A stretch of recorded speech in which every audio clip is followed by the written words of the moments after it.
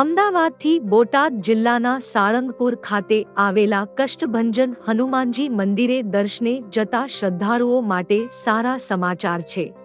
અહેવાલો અનુસાર કાંકરિયાથી સાળંગપુર મંદિર સુધી ડેઇલી હેલિકોપ્ટર સુવિધા શરૂ થવા જઈ રહી છે। નોંધનીય છે કે અમદાવાદથી સાળંગપુર પહોંચતા 2.5 કલાકથી વધુનો સમય લાગે છે। જો કે આ હેલિકોપ્ટર સુવિધા શરૂ થયા બાદ માત્ર 40 મિનિટમાં જ પહોંચી શકાશે।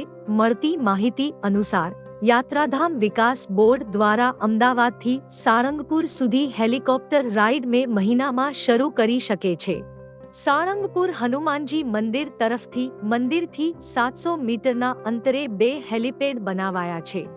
હેલિકોપ્ટર રાઇડના ભાડાની વાત કરીએ તો પ્રાથમિક માહિતી મુજબ આશરે રૂ. 30,000 જેટલું ભાડું હોઈ શકે છે।